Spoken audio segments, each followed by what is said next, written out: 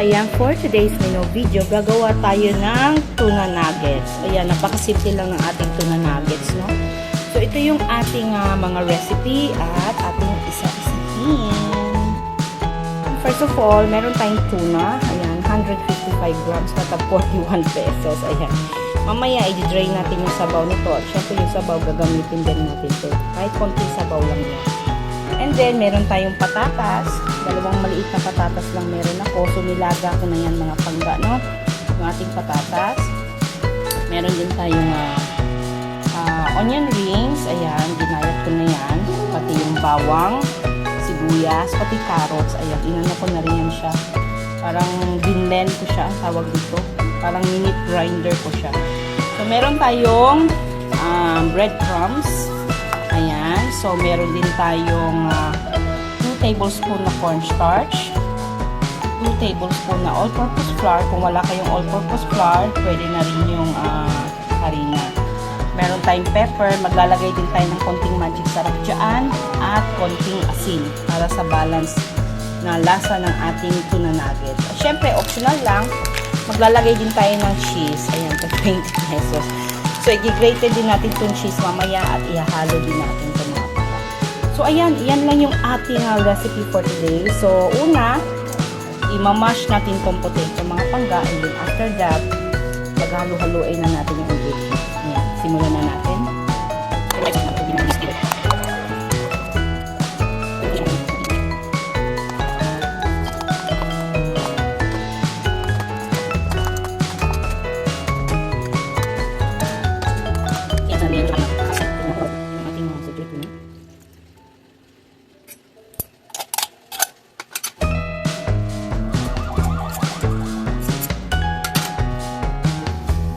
Transfer natin yung mash natin sa malaking bowl. Lagyan natin yung ating second tuna.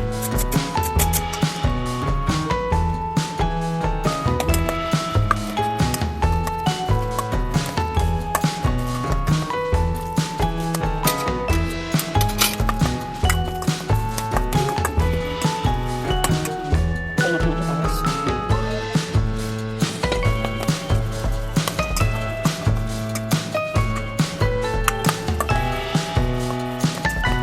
Parang yung carrots natin.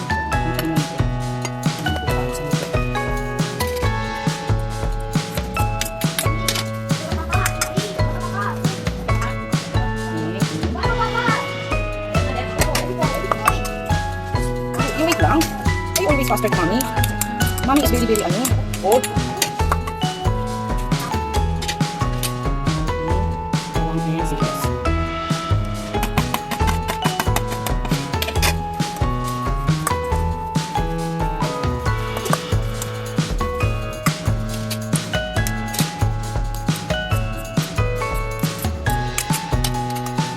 Ilagay na natin yung ating all-purpose and cornstarch. So, nakalimutan ko palang sabihin, maglalagay din tayo ng 1 large eggs. Ayan. So, pampalapot din ng ating mixture. So, maglalagay tayo ng 1 egg.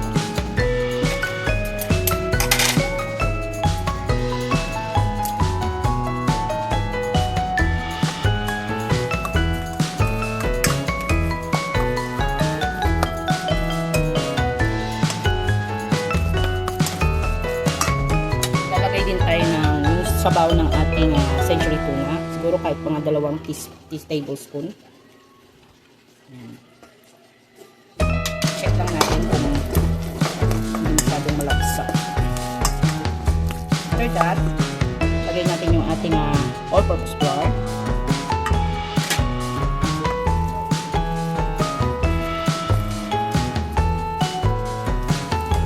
Tapos, yung ating cornstarch.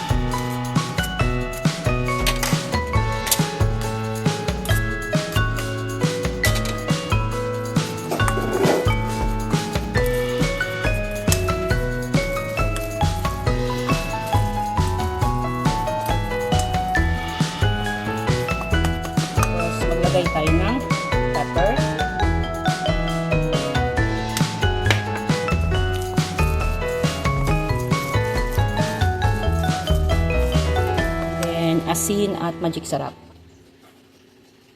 Magic sarap.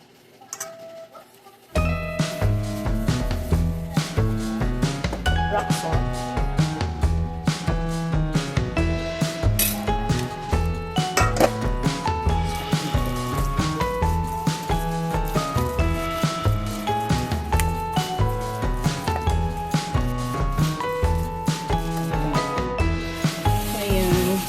Gamit tayo ng plastic.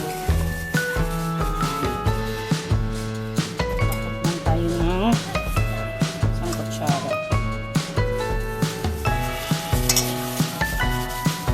Tapos, yan.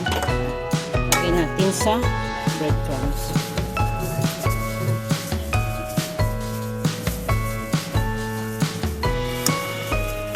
Kayo na bahala mag-shape kung anong shape ang gusto niyo.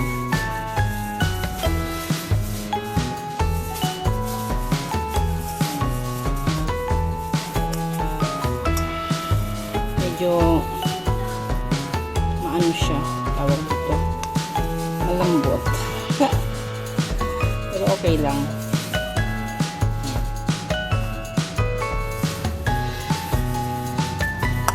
So, ganun lang yung process yung gagawin natin.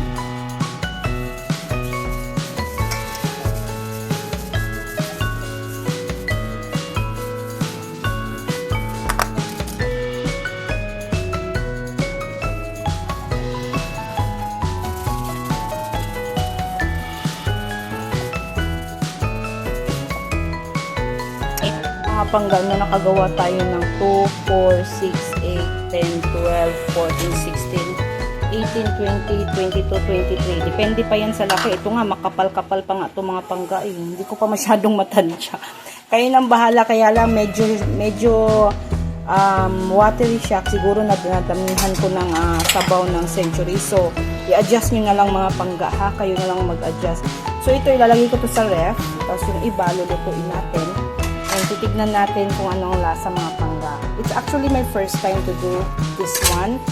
And tatry natin kung maayos talaga yung lasa niya. At kung hindi ba siya yung mabubuwag pag nasa mantika ng mga pangga. So yan, ilalagay muna natin sa ref yung iba. Tapos, yung iba, itutuloy natin sa mga pangga. Try na natin. Try na natin mag-prito. I hope it will be okay.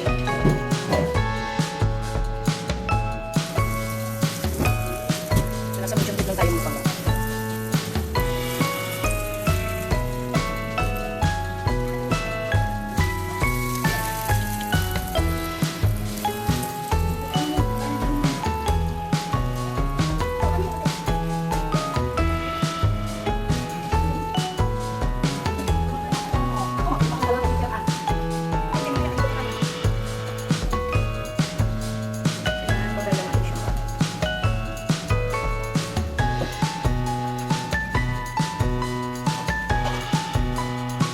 Talagang nasa litid lang mga pangga ha. Kasi baka masunog yung ating madali natin yung ating light lang.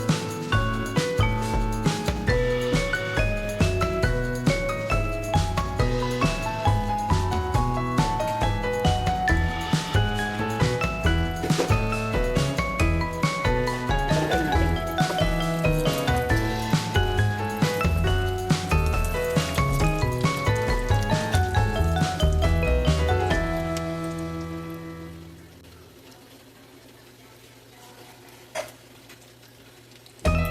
Dapat pala medyo maliliit lang no. Okay, it's our first time and wala namang problema kung gawin natin sa susunod ng tama. So yun, pinaligtad na natin. Hintayin lang natin masay.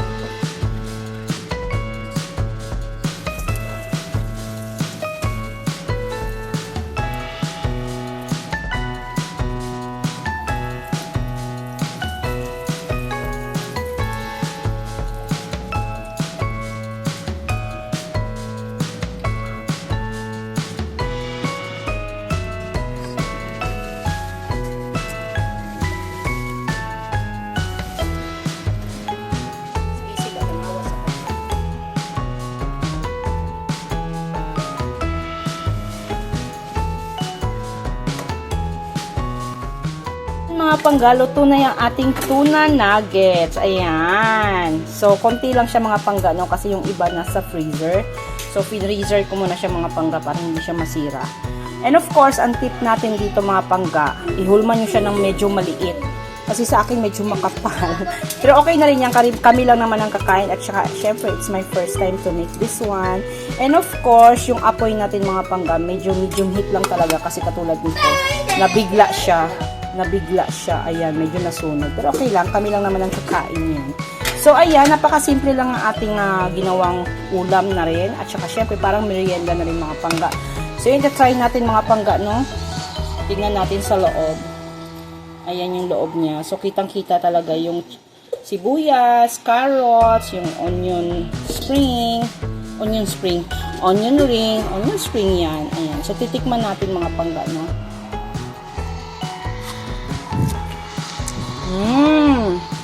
So, malalasahan mo yung cheese niya mga pangga sa loob.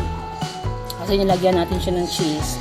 Ayan. So, talagang medium heat lang mga pangga pag iluluto natin to. Kasi, para yung ilalim talaga. Actually, wala namang problema kasi yung patatas luto naman na siya. Yung carrots lang naman yung hindi luto. Pati yung mga sibuyas tsaka yung mga onions. Pero yung tuna, luto na rin naman yun. Ayan, mga pangga. Sarap. So, ayan. Sana nagustuhan nyo yung ating munting video for today. Pasensya na maingay yung background. Ayan, sa mga hindi pa nakapag-subscribe sa YouTube channel ko, ayan, do subscribe to my YouTube channel, Panggaming Guy, ayan.